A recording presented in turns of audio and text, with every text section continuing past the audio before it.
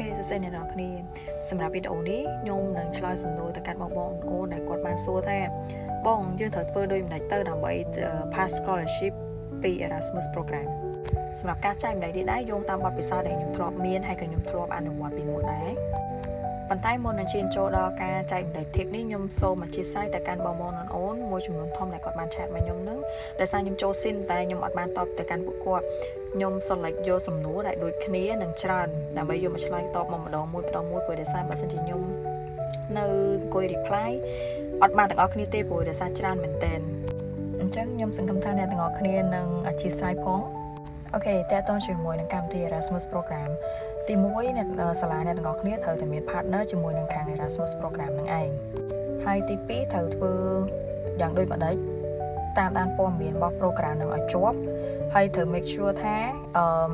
យើងតាមព័ត៌មាននឹងអត់ដាច់ណាព្រោះបើសិនជាអ្នកទាំងអស់គ្នា miss information អ្នកទាំងអស់គ្នានៅតាមគេអត់តាន់ទេសម្រាប់ព័ត៌មានឬក៏ document នានាដែលអ្នកទាំងអស់គ្នាត្រូវរៀបចំទុកមុនហើយសម្រាប់ឯកសារដែលអ្នកទាំងអស់គ្នាត្រូវតែត្រៀមជាចាំបាច់គឺត្រូវតែមាន recommendation letter ពីលោកគ្រូអ្នកគ្រូ2នាក់អញ្ចឹងមានន័យថា2ច្បាប់ពីគ្រូផ្សេងគ្នាហើយបន្ទាប់មួយទៀតគឺ personal statement CV cover letter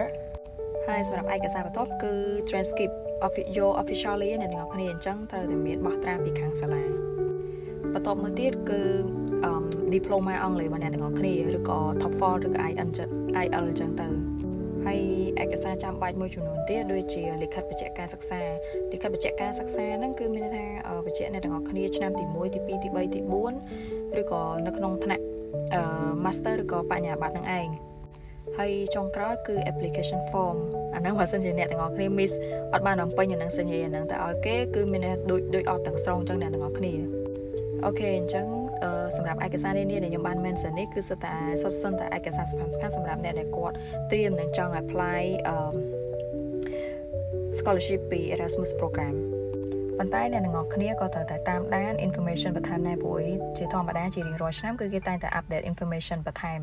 អញ្ចឹងសម្រាប់លើកក្រោយទៀតលោកគេមាន update ឯកសារបន្ថែមដែលយើងត្រូវត្រៀមមែនទៀតអញ្ចឹងកុំភ្លេចតាមដានឲ្យជាប់លាប់ជាមួយនឹងព័ត៌មានដែលគេបានផ្ដល់ព័ត៌មានមកអញ្ចឹងវីដេអូថ្ងៃហ្នឹងគឺមានតែប៉ុណ្្នឹងទេបើសិនជាអ្នកនរគ្នាមានសំណួរឬក៏មានចម្ងល់អីបន្ថែមឬក៏អាចចង់សុំ advice អីបន្ថែមក៏អ្នកទាំងគ្នាអាចធ្វើការ comment នៅក្នុងវីដេអូនឹងបានដូចគ្នា